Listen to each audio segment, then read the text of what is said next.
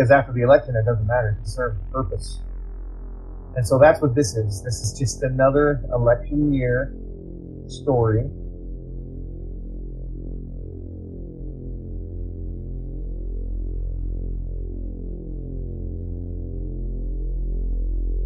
I will tell you it appeared to be very similar to an operations plan that a police or military group would put together for a days for an event. You can't give me the right to be a human being. I'm fine with that right. Now you can keep me from having that if you've got all the policemen and all the jobs on your side.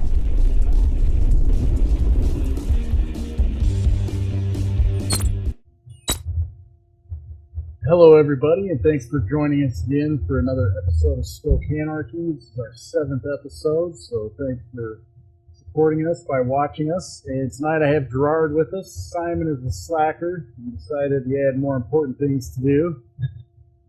Thanks for joining me, Gerard. How are you doing tonight? I'm good, thanks. All right. Tonight we wanted to talk about a local issue since we live just across the imaginary line from Coeur d'Alene, Idaho. As many of you may have heard, there was a arrest of 31 members of the group Patriot Front in Coeur d'Alene on Saturday at there was like a Pride in the Park, I think it was called, and then right after that, Gun Delane event that they've had for, I guess this would have been the 3rd year in a row, or was the 3rd year in a row for that. But Gerard has brought my attention to an article in a local media outlet, KHQ6. They do have a television station, that's the NBC station. So I'm going to hand it over to him to kind of introduce that article and go over it a little bit. Well, from first of all, I try to keep track of these stories just to be aware, but I used to delve into them a lot more than I do now, because it seems that, as Karl Rove stated about 10 years ago, that we're an empire now, and you will do things, and you will report on them while we're doing the next thing. And I really took that one,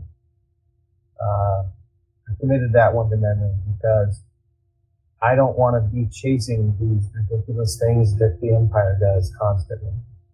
Because it's very clear that this is one of those things that the empire is doing to keep our attention off of the things that matter.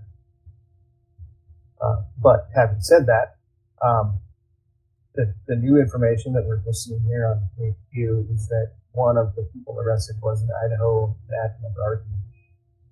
And it's not a very long article, and it's just pointing that out, really. But, you know, obviously, they're going to need to have some local people be part of this for their story. I don't know if people remember, but I think it was just before the 2018 elections. Maybe it was the 2016. I'm pretty sure it was 2018.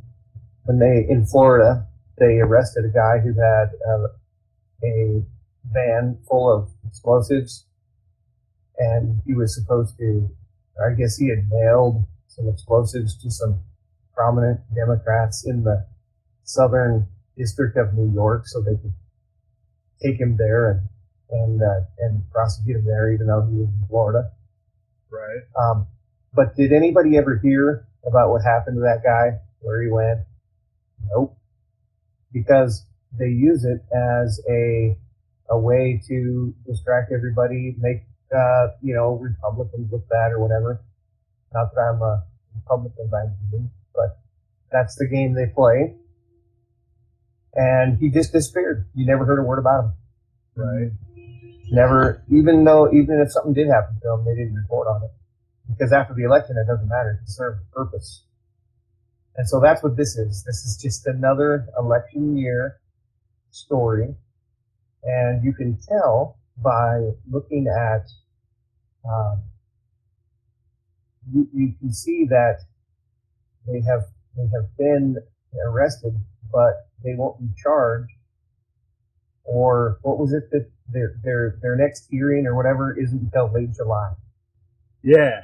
So they were charged with conspiracy to riot, and then so since they made bail, which was only $300 a person, which is pretty low bail, they don't have to stay in jail till their arraignment, which means they can set their arraignment out, like you said, till it's like I think the first one is the 28th of July. I think I heard maybe.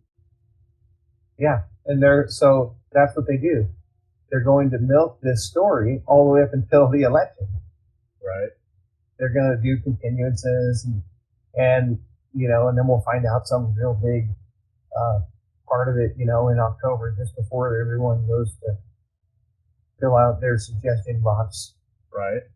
In November. Right. I'm going to try to bring up and share it on here some emails I got. So you bring that up. Another interesting thing about this is, I don't know if you've seen, there's kind of a video circulating where like a citizen journalist, someone that kind of, I guess, does what I do, went into the press conference with the chief of police and kind of asked him questions like, hey, what about this person that said you guys had a plant inside the U-Haul truck?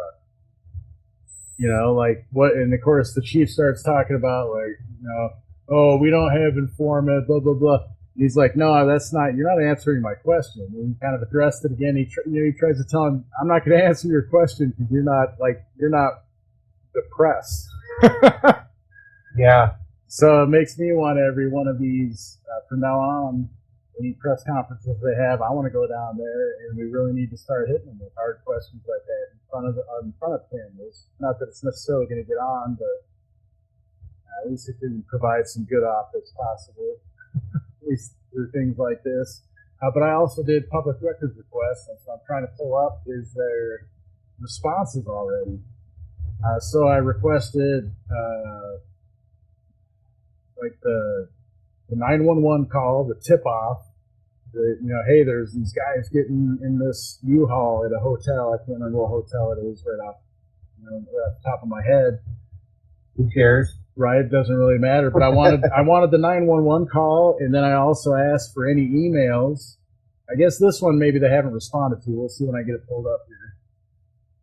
Any emails like from basically 10 days before this happened until today that had the words like Patriot Front, in that form or whatever, in either the subject or the body of any emails from anyone from Coeur d'Alene Police Department or anyone from the Kootenai County Sheriff's Department.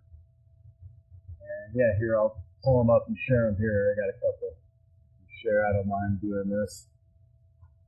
You got a couple hits from your information request? Yeah. I guess I can't share this with you on the screen because it's like my email. I don't think I'll try here and see if it'll share it with you. I'm not sure if it will. Pull that up, but if I can, then you'll be able to see what I'm showing.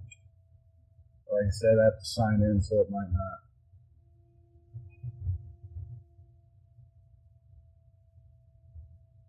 not. So basically, let's see. Yeah. So I said I'm requesting digital copies of any emails sent, received, or deleted containing the term Patriot Front in any part of the body or title of by any member of Kootenai County Sheriff's Office between the dates of May 28th and June 15th, so today. And then here's their response. Let's see. Okay, so this one, they didn't deny it. They're just asking for additional time. So this wouldn't be part of any investigation. The other ones they denied were because of that. Can you see what I'm sharing on my screen, Greg? No. It Okay. just shows refused to connect. Okay, I figured since it was my email, it probably wouldn't allow it in. Yeah, so that one's delayed, but let me close this one. The other one I have is... We just need till November 2nd. Right? After Exactly. the That's a long one. But from the from Coeur d'Alene, here they are. So I requested, and this is what they're going to do for everything I request. They haven't responded. The Coeur d'Alene Police Department hasn't responded to my requests. So they're like body cam footage of the 31 people getting arrested. But there was a guy arrested right before that. It was part of the Pride in the Park thing. He allegedly, I don't know, made contact with someone's property that they didn't like, so he got arrested. I requested that, and the response says, that's not the right one, of course. I'm trying to, here we go.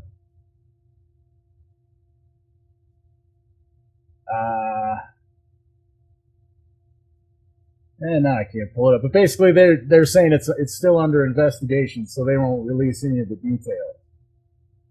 So, like, we're letting these people that we already don't trust be in charge of this entire investigation, and if we want to get any of the details of it to review it, we have to wait until it's all done.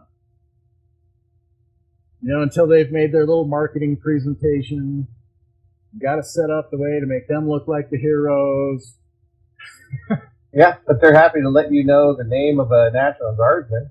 Oh, yeah. Like they said, that's specifically, it said that I could see the mug shots of the people, but I had to do it. That's through Kootenai County Sheriff's Office. So they said I would have to contact them. But they're plastered on the media websites now, so you don't even need right to do that. Here you go. So here's the one for the 911 call. It said, I'm requesting any 911 calls received by the Kootenai County Sheriff's Office having to do with the group being referred to as Patriot Front that was arrested June 11th. And this one says, notice of denial. And it says, the case is still active.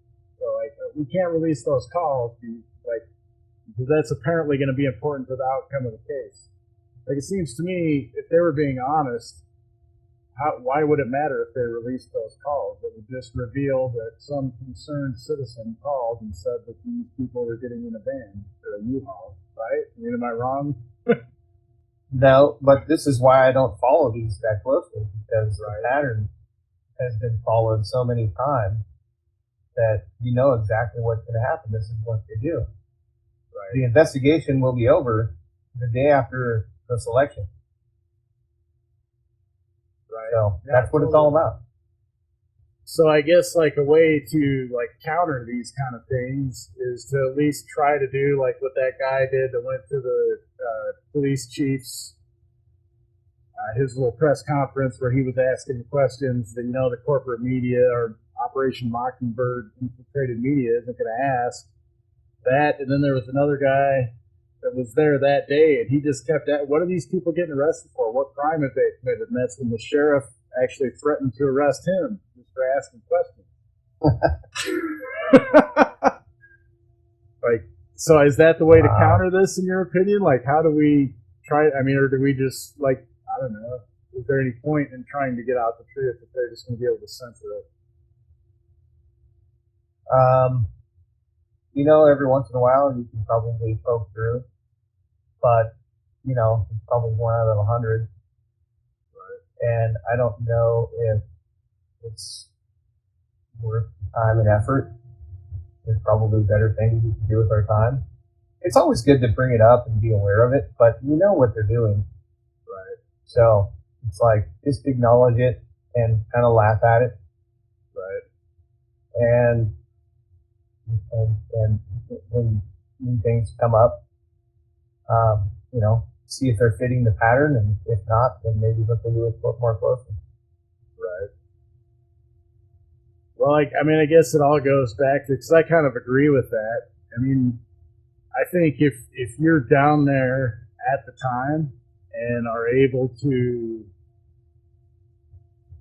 present like your argument in a way that is logical and makes people at least, I don't even know if this would work really, but makes people at least kind of, you might not have an understanding of where you're coming from then, but if you present it in a way that's logical and not like emotional and upsetting to people, I guess, they might, like, later that day when they get home, just kind of think about, like, oh, hey, remember what that guy said? He kind of has a point. And I guess I'd say that I've learned that from my mom, is a person that has basically told me, like, look, everything you say makes sense, but I just don't want to listen. I don't want to hear it. I don't want to deal with it. And every once in a while I just kind of plant little things in a way that I know she's not going to change her mind, but at least will make her at least kind of go, you know what, I don't really have a choice, I have to deal with this, or it won't ever go away. Well, I've spent a lot of time around reporters, especially in Seattle, and most of the ones I've talked to, they don't believe what they're reporting. They think it's all a joke. They do it anyway. That's how bad it is. They do it for a paycheck. They do it because they spent 4 years going to college, and now they have a mortgage and a whole bunch of other debt and kids, and this is their career. So they're just going to do what the news desk tells them to do, and go down and they're going to report on this thing, and they're going to say exactly what they're told to say. And I know that from talking to several reporters. That's just how it, unfortunately, it works. So I don't think that by asking a question at a press conference that's a legit question, I don't think you're really going to turn many heads. Maybe like a 22-year-old who just got out of school who hasn't figured it out yet, but the ones in their 30s, 40s, they're just like, yeah, you get it. Right. Well, that and I mean, they're not going to, anybody from one of those like news stations, they're not going to present that on their station. Like, they're just going to present the questions that they ask and the answers they get to those. The only way this gets presented is through places where I saw it, which are places that I go to because I believe in what they're saying. You know what I mean? Like, because they don't censor. Yeah. So I think you're right. Like, it really isn't going to get out. Like, you know, there's been a few times when like Casey from North Idaho Exposed and I were in Post Falls at the one of their city council meetings last year where they were going to vote on a mask mandate for the city of Post Falls. Well, another example is when you went to Seattle with your son, and there happened to be like a child who supposedly died of COVID, right? Right. Did they name the child then? No. Did they say anything about the actual child? Was there even a child? And they reported on it with all the crocodile tears that they use, Right. and they never produced any evidence of a child dying of COVID. Never. Right. They just went on the news, and everybody heard the propaganda, and then it was over. Yeah, exactly. Well, and I thought it was funny for that. Like, you know, I was there for that report. Like, that's, I guess, why you brought it up. And because actually my ex, when I went in there, we pulled it up on her phone inside the hospital and watched like them doing this report, and me in the background, like, Inslee's an idiot, don't listen. And they were all upset. And of course, within like 40 minutes, they had reshot basically a new version of it without me in the background, you know, with new audio, stuff like so. It was just kind of, I mean, it didn't take long for it to completely get censored, even though that was live when I was there, you know. Yeah. So for 40 minutes on their website, and for the and honestly, who's watching the news live anymore? You know, there's not, most people watch it like online later. Yeah. So anyhow, well, I guess that's maybe where I was going earlier with that is, you know, these reporters, when I was at the Post Falls City Council thing, like, you know, they wanted to interview a lot of us, and nobody wanted to talk because we all knew, like, I mean, they're not going to take our words and what we're trying to say. They're going to, you know, they ask certain questions, and they're going to be able to chop it up and present it to whatever fits their narrative. And, you know, there's this whole idea, well, okay, we can go live on my phone to one of my platforms, and then it's documented. You know, that's going to be the fail-safe. We know that we can show everyone that they're, you know, manipulating things and cutting things up, and then, but again, it's like, well, the only people that are going to see that are like the people that agree with us. You know? My mom and dad are never going to see that, and so for them, it just doesn't exist because CNN or one of the local stations said it's this instead. So, like I said before, it's good to call these things out and show in these cases where the inconsistencies are, because we need to have a record of it for the day that comes when the apocalypse, which actually means the unveiling of the truth. It's all apocalypse means. So whenever that happens, then when people take their blinders off and they finally see that government, media, corporations are working together to push these narratives and these control mechanisms, that we can point back and say, hey, we were talking about this 10, 5, 1 year ago. And here's the evidence that we knew what was going on. And maybe you should listen to some reason the next time they try to do this kind of thing. Right? Just maybe. Maybe listen to logic. I don't know. That's reasonable. Well, I mean, is there anything else you want to hit on with the Patriot Front thing? I mean, I agree with you. It's all like psychological warfare. I think that's my biggest problem with talking to people is most people have no idea what, like, to the extent that, we're under attack, I guess you could say. Yeah. Well, a couple things. Yeah. A couple of things. If you look at the name Patriot Front, that's clearly the kind of name that would be given by a leftist group. No, you know what I mean? Yeah. What kind of right leaning group would call themselves Patriot Front? None. Totally. They would use a name like the Lightfoot Militia or the North Idaho Patriots or something, but it wouldn't be Patriot Front. Right. I totally agree. Go ahead. When you hear that, you think, okay, well, what's the audience here? Well, it's people on the left, because that sounds like something that they, in their mind, they're like, oh yeah, that makes sense, Patriot Front. Right, and they're racist. But to somebody on the right, that wouldn't make any sense at all. Right. So there's that. And then also, the one guy that they come out and say, the guy's name, who does he work for? Oh, the government. Right. It's just laughable. It really is laughable. Yeah. Like, they couldn't find somebody who was just an actual patriot who was discouraged that drag queens are telling stories, exposing their genitals to their children. No. They got to find a guy who works for the government. Right, and so he was ridiculous. He was from Genesee, Idaho, right? According to this, I think. Yeah. And so let's see. I'm just trying to, because it's my understanding that basically there's only 3 people that could be considered from the region. There's one guy from Spokane that got arrested. I'm sure this will come out later. I'll try to find it here while I'm talking about it. But I had someone message me today. Just asking me if I had heard that person or that someone that got arrested was tied to Matt Shea. And of course, that fits the narrative. Yeah, or link. See, the word, the link. Right, yeah.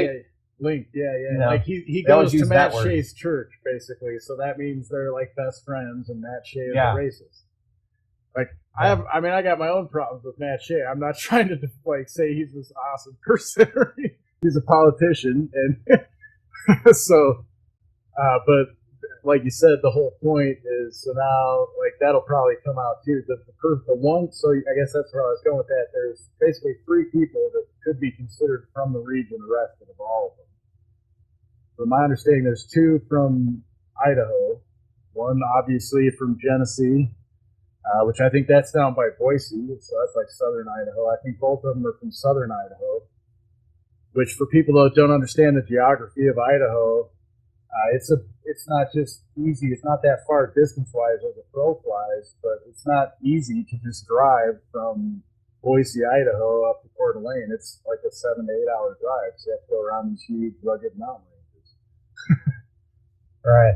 So it's not like they're local if they're from Boise, I guess is my point. And then this one person from Spokane, like I said, we'll probably hear in the near future that they're linked to match his church.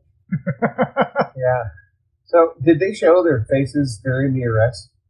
Yeah, so some of the streams I watched that were longer, they did show some of the, I can try to show some of those on the screen while we're talking about this, but they did show some of their face, like basically as they're arresting them, they would take off their things. And I guess what I got from that, let me try to just pull a couple up, I guess. What I got from that was, I mean, yeah, they all look like what you would think of as a typical conservative type person.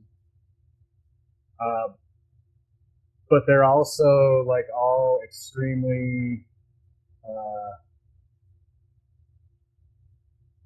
Young. fit and like look like they. I mean, honestly, everybody that I know that goes to some sort of enforcement academy, when they get out of it, they're all like super fit. You know, they had to do all kinds of stuff to stay fit while they were there. I mean, that's what they look like to me. I'm sorry, they all just none of it looks organic. There's no overweight. I mean, look at all the cops. I'm just going to pull one up here. But all the cops in that are shown on these videos, they all tend to be. Here we go. Here's a good one from Chad. But they're all like overweight guys. I mean, there's some fit guys, but they're all older and overweight. Like, but yet all these guys they're arresting are all just fit. Like, I'm sorry, I've been around some groups. I've been around people that are pretty bigoted and all that, and a lot of them tend to be overweight and not that healthy. Good, you know what I'm saying? And they have beards. Yeah. You're right. They all have beards. They fit they just fit this whole like North Idaho thing. Yeah. Here, I'll show And the one I'm doing. They right don't now. wear matching khakis. right. They don't. Yeah. And so it'll probably show it on this. I'm pulling it up so I can share it with you right now.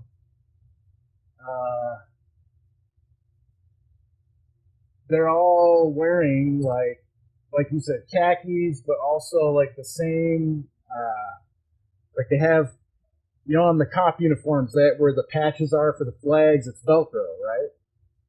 So their shirts where they have their flags, it's a Velcro flag.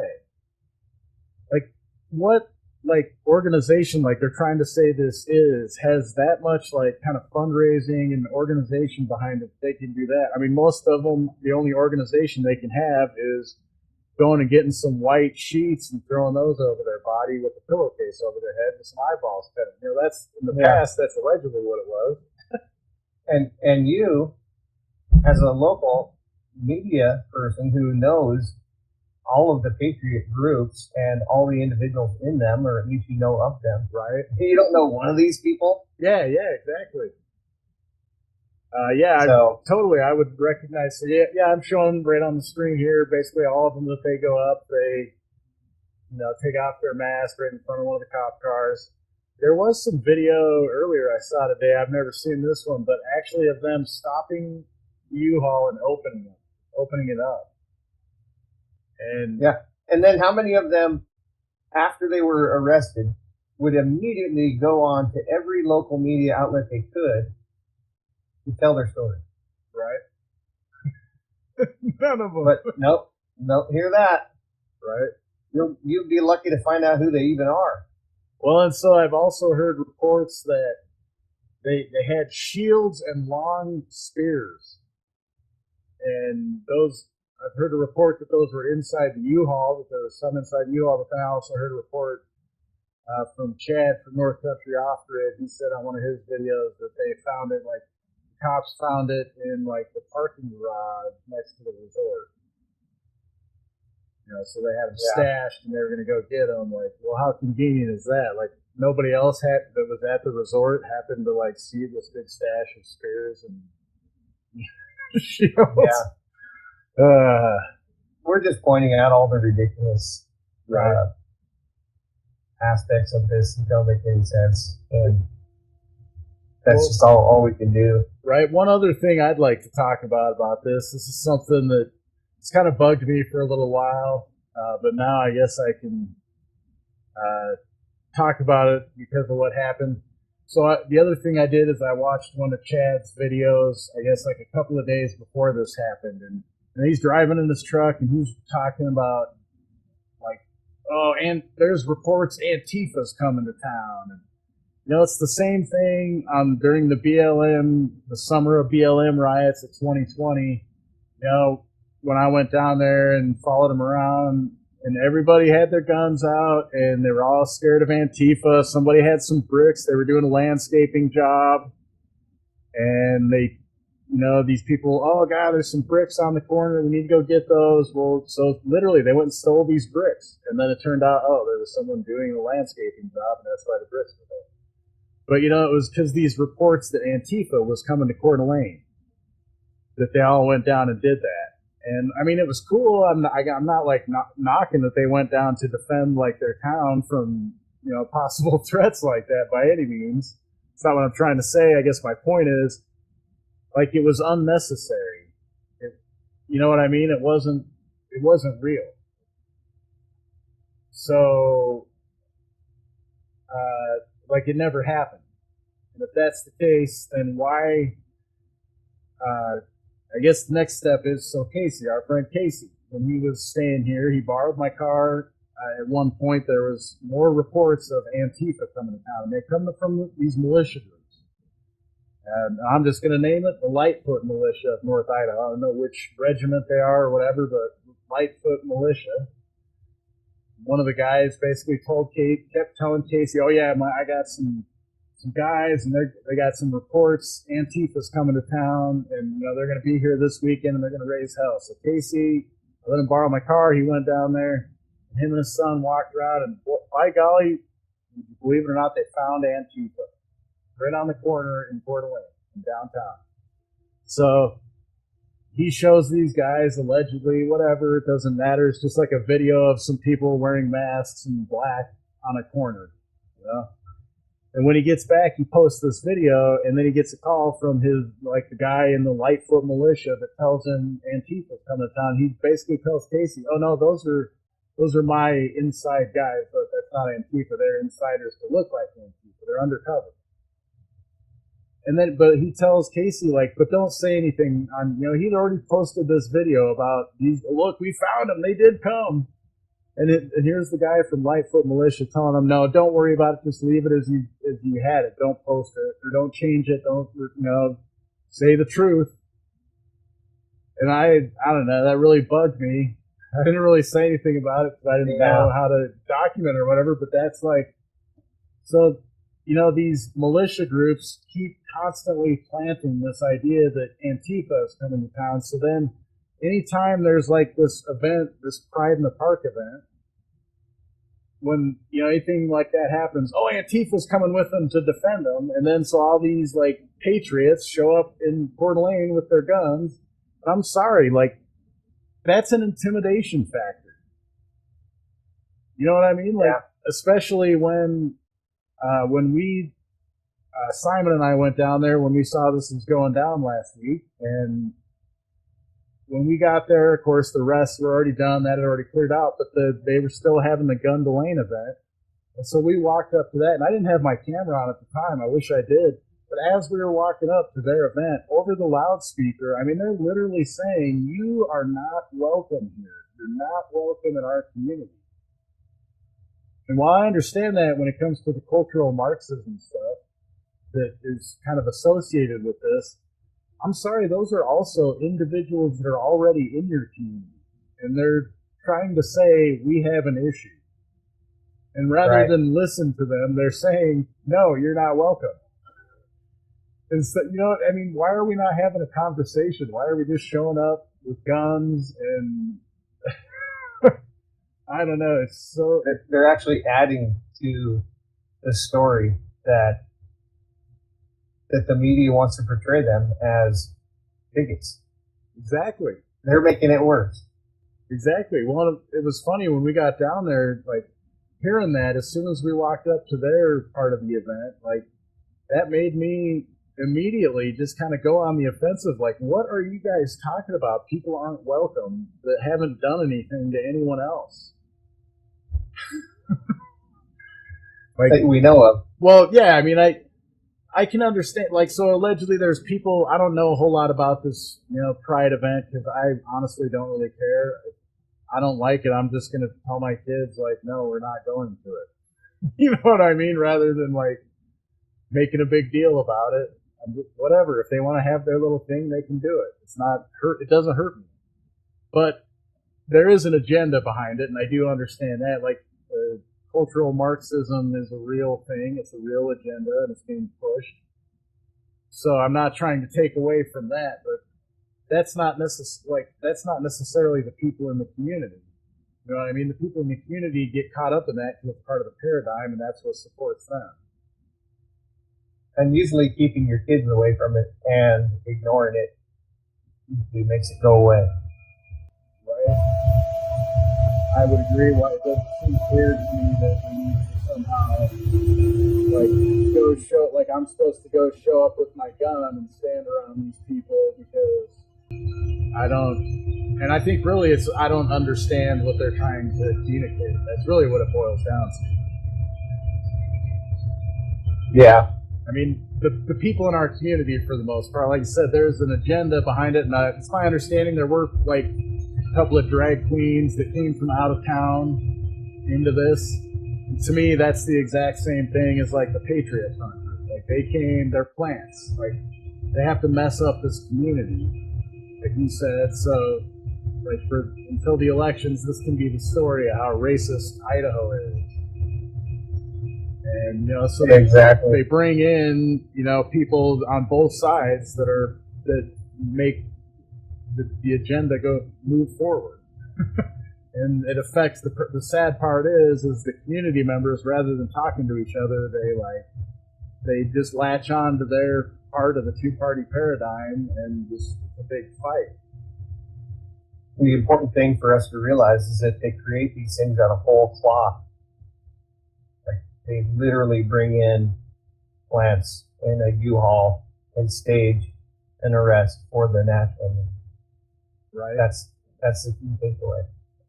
I would agree. I think the important thing along those lines too is when Kelly Stewart, from People's Rights Washington, came early. I guess it was the summer of 2021, and visited here. Gave a little talk at one of the parks. That's one of the things she said is she kind of just, there were only maybe 15 of us gathered, and she just looked around and said, just look around because one of us here is an agent of some sort. And she's right. At least one. Honestly, in a group of 15 people, it's at least one, probably 4 or 5, to tell you the truth. Yeah. If you don't know who they are. Right. What was the group in Michigan that went after, tried to kidnap the governor? And there was 11 or 13 people, and at least half of them were government agents. Yeah, or at least informers, I guess. A third? Yeah, they're somewhere, in some way in on it. Right. Yeah. From the government. Right. Yeah. So you're right. That's really important for us to think about, in any of these events, like you said, it's psychological warfare, basically, that they're going after us with. And so we have to really understand that all these events, if you're an involved activist, like you said, especially in a town the size of Coeur d'Alene, if I'd have been down there, I could have immediately, yeah, these guys aren't local. There's no way. They're not. I don't recognize any of them. I'm sorry, I would have recognized a few of them. Yeah. So it's just sad that the local media is going to treat this like it's real. And there's just nobody, not one media person, who's going to ask any real questions. Right. Well, I am really going to try to stay on top of some of these record requests and see what I can get. And like you said, it's not going to change anything. Maybe a couple of people will see it, and that'll help. But at least just for the record, like you said, kind of feel like this is our time to shine. People like me in a little area like this, that we can maybe at least try to create a good record. So we'll see what I can do and others around here. Yeah. One other thing I wanted to talk about tonight is, so I was with one of my friends today and we were talking about taxes. He talked about a video that he saw from Brian from High Impact Place, where he started talking about, if just 10% of the people stopped paying our taxes, how much of an effect that would have. And it's really hard to convince people to stop paying their taxes. So even my friend, he kind of said, well, so what if I just stop paying mine? Like, what do you think would happen? I'm just like, I think about what kind of enforcement capabilities do they really have to come after the average Joe that decides not to pay their taxes? I mean, let's be realistic about what they can do as the government. He's like, well, I mean, I'm sure I'd get some threatening letters or something like that. And I'm like, well, yeah, but so just because they send you a letter, does that mean they can actually do anything? Do you think they have the boots to come after every person that makes $80,000 a year or less, or even $200,000 a year or less? You know what I mean? Okay, we're actually going to enforce this. No. So, I mean, yeah, they will send you a letter probably, but okay. What does that mean? Does that mean the next day there's going to be a tank in front of your door? Hey, you got to pay us this money. And if so, I guess you should document that. We can. Yeah, I mean, they figured out that it's a numbers game, and that people are afraid to not be extorted from. Right. So if part of the problem is that we keep using these words like pay our taxes, right? We're not paying. We're not paying we're not paying that we're being stolen from. Right. And that it just constantly this terminology is thrown up with. Here's an idea I thought that would be even better than convincing 10% of the people to not pay your extortion fees anymore. Would be to present it like this, so for conservatives, some hot topics right now, okay, so you pick your favorite corporation, and we'll just pick groceries for an example. What's your favorite corporation you like to go purchase your groceries at? Your common goods and you need every day. Let's say, as a conservative, that corporation, we'll just pick on Walmart. Let's say Walmart decided from now on, when you come in, you have to go into this room and you have to listen to a 5-minute dissertation or public announcement about CRT. That's one of these hot topics. And would you still go to Walmart just because you can save 25 cents on a loaf of bread or something like that? Would you still choose to go there? Most of us. Damn right. Damn right I would. Right. Well, you may be right there, but present it in a way that makes them go well, no, I wouldn't shop there anymore. So, how about this? So every time you went to Walmart from now on, they're going to charge you twice as much, and that the extra money is going to go towards pushing the CRT agenda. We could just say that, and that would make them probably go, "Oh hell no, I'm not going to Walmart anymore." But if you're white, you pay 10%. Ooh, that's even better. Yeah. If you're not white, then you only pay 7%. For equity, right? Yeah. So that would make them possibly say, okay, I'm not going to Walmart anymore. So have that, make them recognize that, and then say, okay, so from now on, when a president is elected that you don't like, so anyone at the federal level is elected that doesn't fit your values. So if you're conservative and a liberal is elected, then all federal taxes you just stop paying. And then instead of only 10%, I mean, you think about that's probably 40% of taxpayers that would just stop. Extortion payers, excuse me, that would just stop. So if we could just convince conservatives that, why are you feeding the beast? most of those people have a job and they have a payroll department that just extracts the money from their check. Right. And they don't want to give up that job because that's no good. So that is the linchpin of the income tax right there. Right.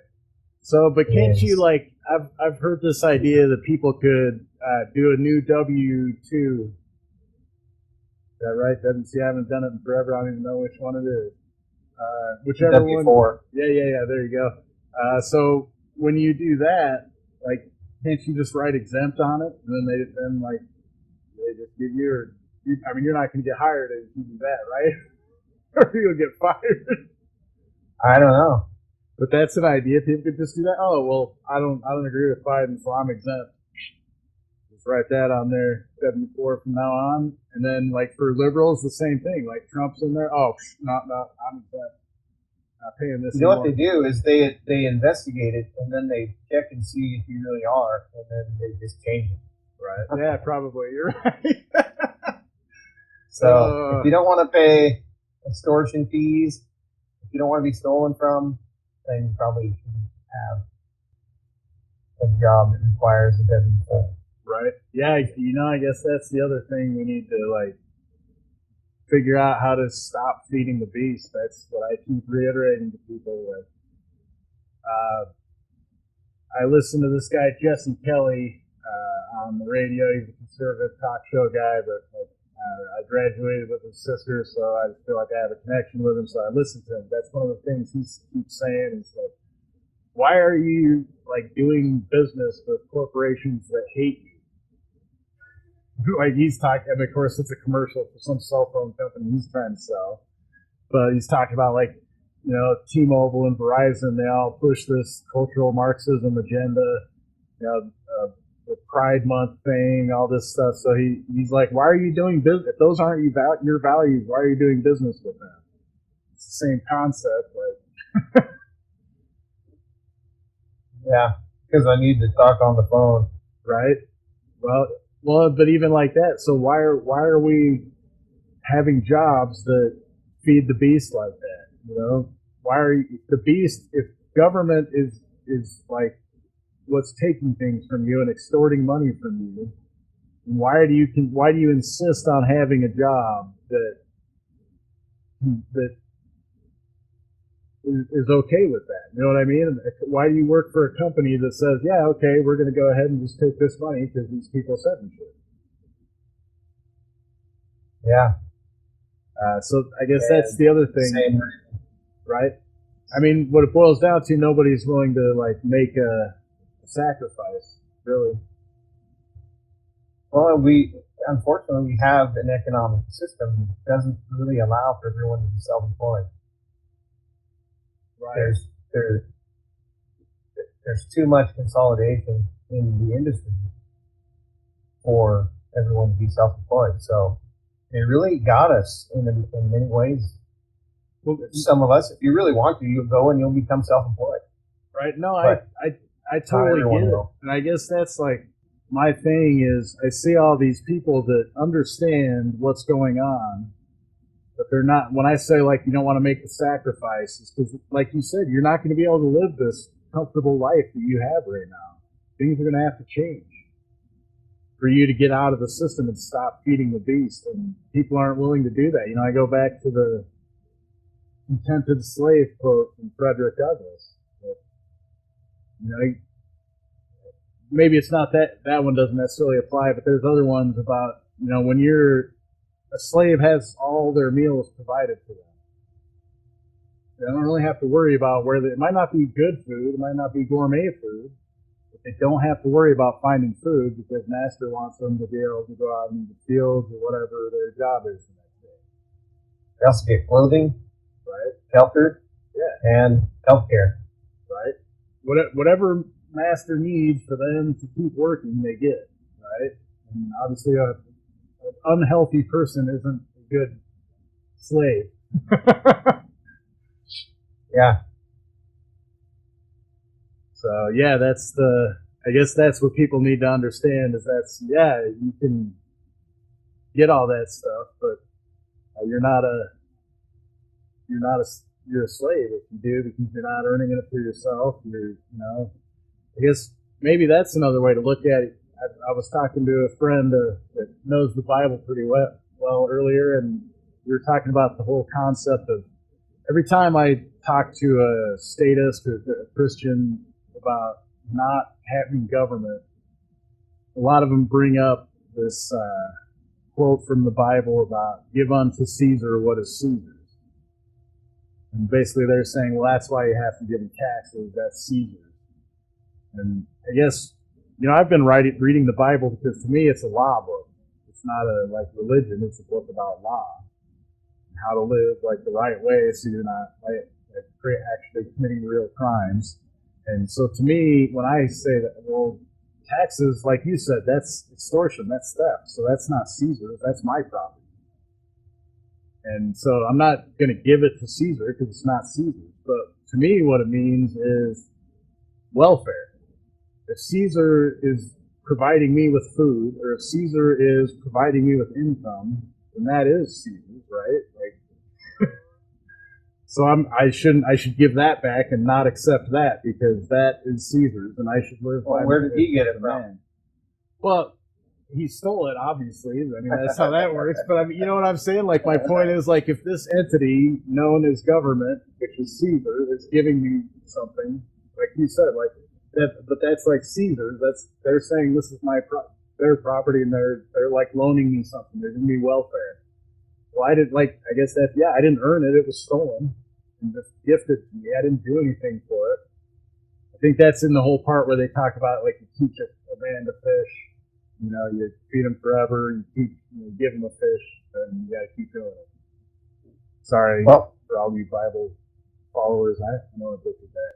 Go ahead.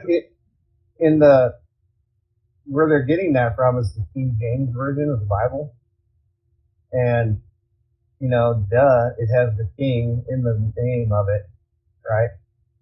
Right. And so what's the king going to want to do? He's going to want you to give him your stuff. Right.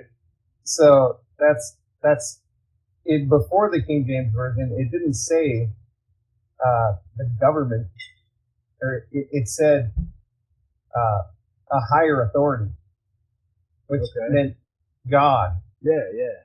It didn't say the government, but the King James version switched it to government. So I think you combined a couple of things from the Bible there. One of them is the Romans chapter, and I think it is where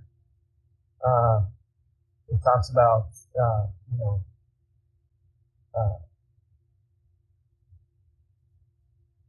being subservient to the government.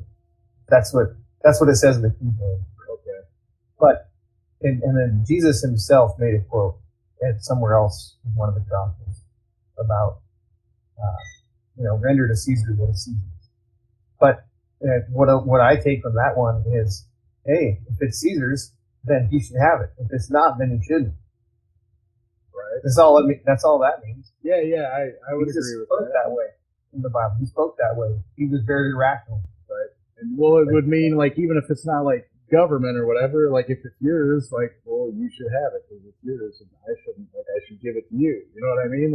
So not just, it wouldn't necessarily just apply to government or Caesar, but everyone really.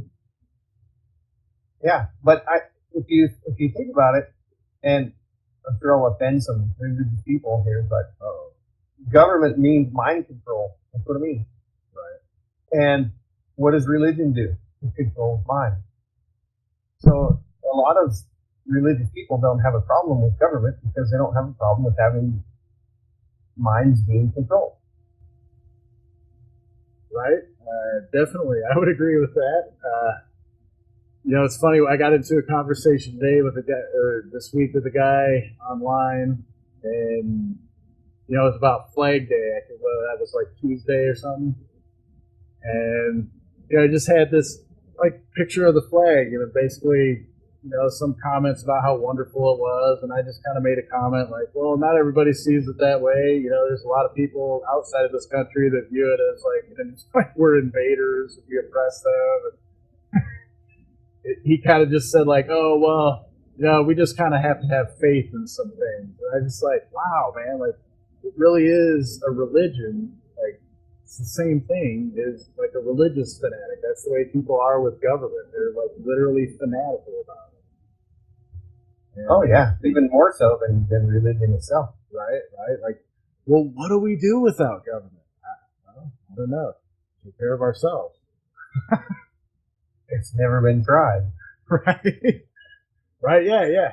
Well, that's the argument with those. Like, so I made a comment about self-governance to someone in our schools. Well, we need to be teaching our kids self-governance. And literally his response was, well, we're not doing that, so we can't.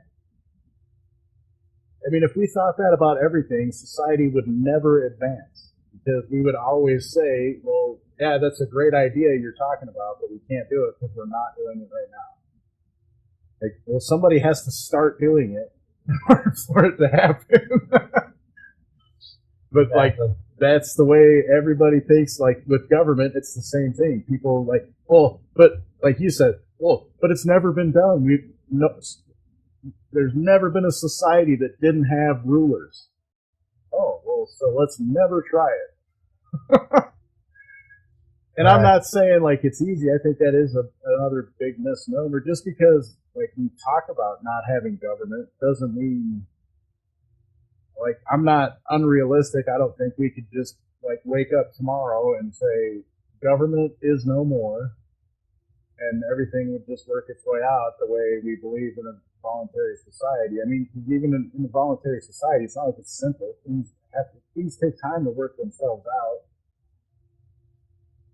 It would be a transition. Right? I mean, you can't just jump right into it. We would have to, yes, accept some government with the idea, I think, of none at the end game. Of course, that's been done. All that we need to happen is remove the force. Yeah. And the monopoly. That's, you don't need to have the fireman station go away. It just needs to be, have some competition. Right. That's all. Well, so along those lines, someone brought up from our show last week about water. In New Zealand, they were talking about, so most people in New Zealand have a choice of where they can get their water from like 2 to 3 different corporations. He did say that the government is trying to change that, so there's only 2 or 3 for the entire country that are used. But as it stands right now, they actually have a choice in where they can get their water from. I'm sure New Zealand's a pretty socialist nation, so I'm sure it's heavily regulated, each of those corporations, but they at least have choice. Like you said, we should be able to have a choice like, okay, my house is on fire. Do I call 911 or do I call 456? You know what I mean? Yeah. I'm going to call 456 because 911 let my neighbor's house burn down. Right? Yeah. Or they sent them a bill for, like an ungodly amount. Or they wouldn't work with my insurance company or whatever it may be. Whatever the reason. Yeah. We should be able to have choice in all of this stuff. I agree. Like I guess with schools, literally we think we have choice in the medical industry, but I think the whole COVID's thing showed us that we don't have choice in medicine. Like, what doctor was able to say, no, I'm not going to go by these rules. I'm going to prescribe these medications. And if they did that, if they didn't follow the rules, they got their licenses pulled. That's my understanding. So we don't have choice, even in things that are perceived as being like a free market concept. We have no choice. Can you think of any industry where we really, you kind of mentioned it earlier, everything's consolidated, every industry. I can't think of any industry where we really have a choice. Everything's heavily regulated. Even Pepsi and Coke are owned primarily by the same hedge fund. Yeah. Actually, so I watched a video. I've been trying to find it again so I can check the sources on it and share it, but it really breaks it down that pretty much every major company is, even the most of the minor ones, are owned by basically 3 different hedge fund companies: BlackRock, Vanguard, and there was like two others that were State kind of yeah. I think it's three. Yeah, State Street. There you go. That's the only three. There are no others. Well, yeah, everything that I mean, there looks are, like, but those are the three that own 40% of every corporation. exactly, and everything that looks like they might own more, like maybe State Street isn't one of them, but like a subsidiary of State Street is. Right. You know what I mean? So, and then when you get down to the brass tacks of it, I think it's basically Vanguard owns all of them. When you look Right. at who the owners of State Street and BlackRock are, it's Vanguard. So nobody knows who owns Vanguard, but everybody has an idea. Right. Well, like Jimmy Buffett is the front man for it, right? And he's like the one allegedly that created Warren Buffett. Yeah. Yeah, we're not having Margaritaville, right? There, we got some humor in tonight's show. Oh, man. Well, so yeah, I mean that's ultimately what it comes down to. Is those two companies control everything, and ultimately it's the one that controls those three. So kind of hard to fight that when they're still playing the game with the system. Yeah, which is why we're having our own exchange. Right? Yeah, I guess. So next week maybe we can talk about how that went. This Saturday there's an event in downtown Spokane. It's to counter this whole Pride Month thing, which I'm not necessarily going to it for that. Like I said, I don't really care if people want to have pride in who they are or whatever. Don't push your cultural Marxism on us. But mainly we're trying to connect with some freedom-minded people and try to help them understand we need to set up a parallel or alternate or counter economy, whatever word you subscribe to. Everybody remember to self-govern. Right on.